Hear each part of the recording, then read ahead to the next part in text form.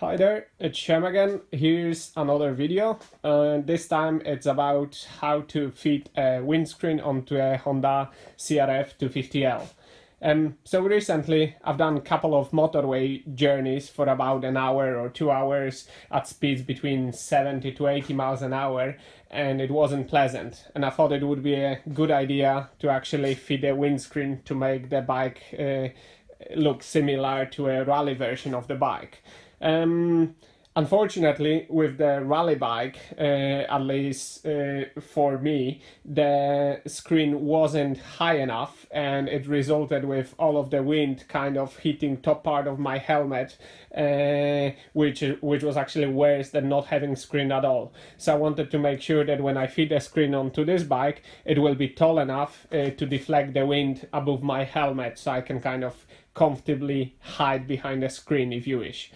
So I've done a lot of research, and it turned out that there aren't actually that many dedicated screens for that bike, at least available on the UK market. And the one that I found that I thought was a pretty good deal and looking like it was quite well made was a screen by a company called GP Kompozit. I purchased it on eBay for about £60, and that's British pounds, and it's the tallest version of it. It's 48 centimeters tall. It comes with metal brackets, which is actually something that I quite like, because instead of drilling to that plastic fairing, it will fit, I presume, to the suspension clamps at the top, and it will go around here, so the actual fitting of it will be probably a lot more secure than some of the screens that actually fit here. And I think part of it is to do with the fact that it's pretty tall, so it needs something more stable rather than just drilling into the plastic cover here.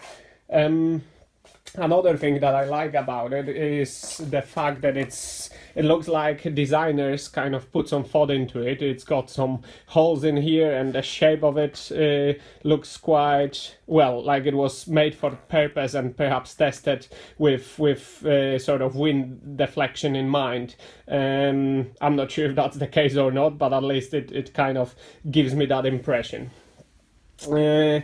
Anyway, in terms of weight, because for those of you who watch my previous videos, you probably know that I like to keep the bike as light as possible. The screen itself weighs about 550 grams, and together with the brackets, it's just short of 1000 grams, so short of a kilogram. Not ideal, but you know, it's still nowhere near as heavy as the difference between the hull of the CRF250L versus hull of the rally bike. So I'm you know, if it works as I'm expecting it to, I'm happy to add an extra kilogram just to make my motorway journeys more pleasant. So yeah, let's begin. So the kit doesn't come with any fitting instructions, but considering relatively few parts in it, the fitting seems to be a fairly straightforward thing to do. So I'm going to start the process by putting the metal clips onto the brackets. If you look closely at the brackets, there are no threads in the holes, and obviously they've got an oval shape, presumably just to give you more sort of flexibility when you fit the screen. So this is why they're using those metal clips in order to allow the bolt to sort of connect to the bracket.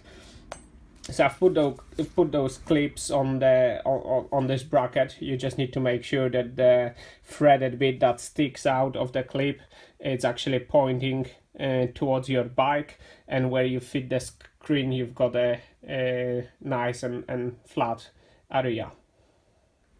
Okay, once the metal clips are fitted onto the brackets, we are going to loosen one of the fork clamps and fit the bracket onto it and slightly tighten it just to secure it before we position it correctly.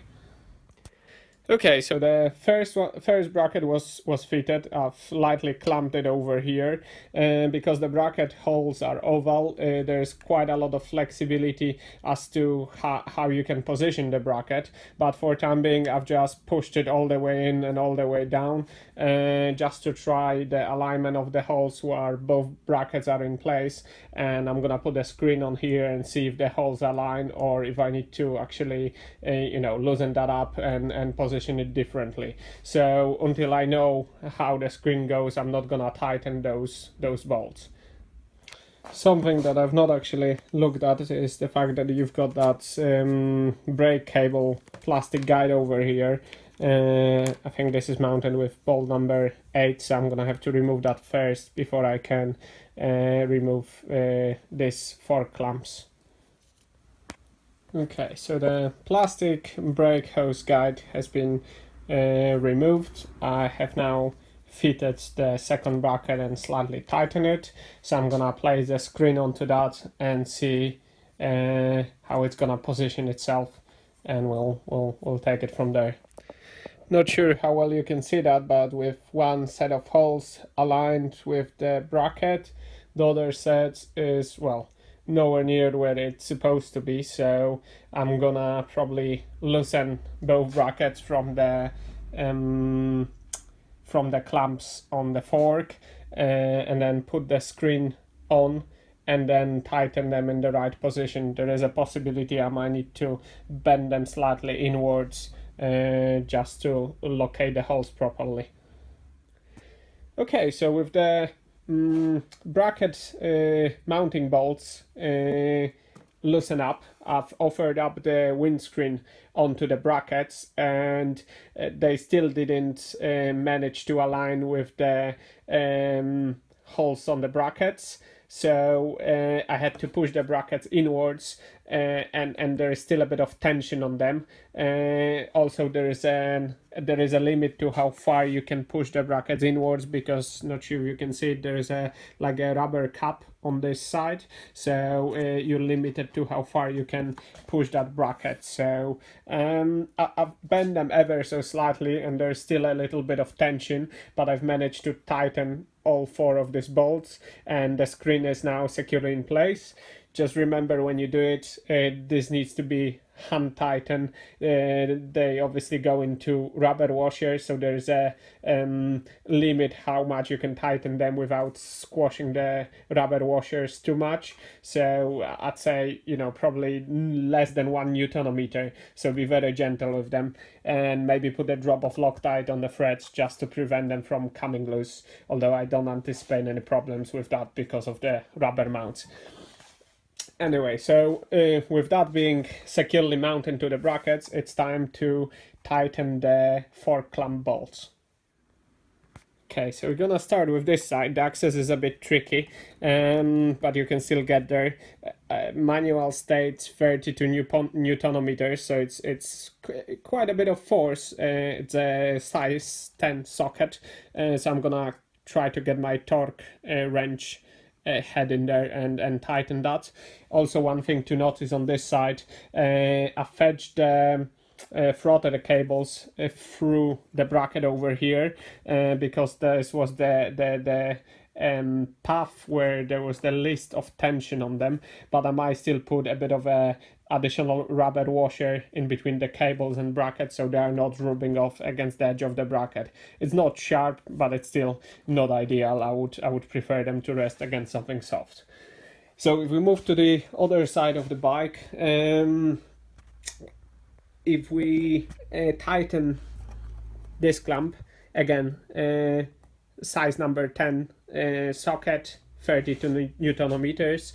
The access seems to be ever so slightly easier here, and then after that we're going to put back the front brake hose guide in place, and there's just 1 bolt that goes through that, and according to the manual that needs to be tightened with 10 Newton-meters. So I'm gonna do that now. Okay, so the screen is now fully mounted on the bike.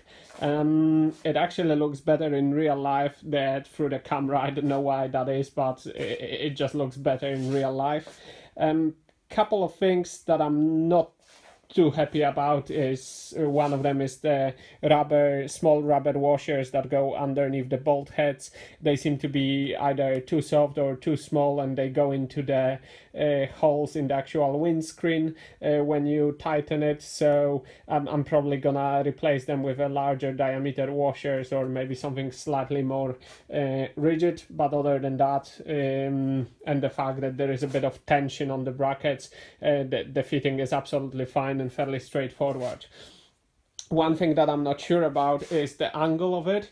If you look at the screen, it goes quite far back, so I'm gonna have to take the bike green laning and see if that's gonna bother me at all, because when I'm standing up I end up in the really strange positions quite often, putting fair bit of weight over the front wheel. So I'm hoping that's not gonna interfere with that, but I'm gonna have to wait and see.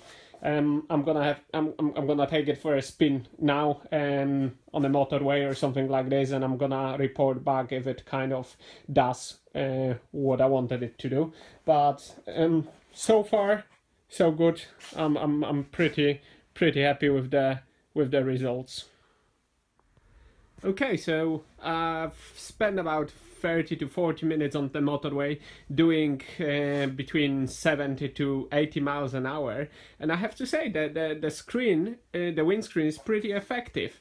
First of all, because it's mounted on these brackets, it doesn't kind of rattle. It feels fairly secure in place, so that's a good thing. And secondly, I think it actually works better than the screen on the rally bike, because it's slightly taller. It's still not perfect, because, you know, in order to kind of get rid of any air pressure on me, I have to kind of, let's say, sit comfortably or be slouching a little bit on the seat. If I straighten my back, then I get a bit of buffeting on top of my helmet. But overall, I'd say that it's probably less than on the rally bike. And I think the reason for that might be, if you look at it from the side, if I can hold the bike and put it in the upright position, the screen actually goes well, fair a bit above the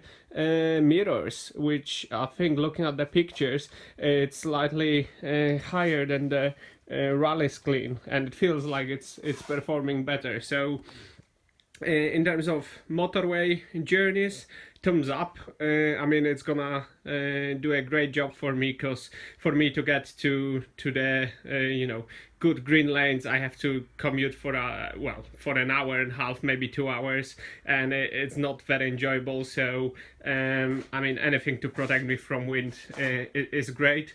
And I've not really tested it properly on the green lanes or off-roading yet, but I don't think, judging from my riding experience, that it's gonna be a problem. If it is going to be a problem because it's kind of too close to the rider, I'm gonna look at perhaps changing the angle of that, maybe adding more washers here and putting a slimmer washer underneath that, so it's in a steeper angle. But you know, until I actually take it off-roading and experience any issues with it, I'm not gonna bother doing anything with it. So yeah, for, you know, 60 pounds, I'm really happy with it overall. Yeah, and that's all for today. Thanks for watching. If you have any questions, write them down in the comment sections below, and I'll try to answer as soon as I can. That's all the best, bye bye.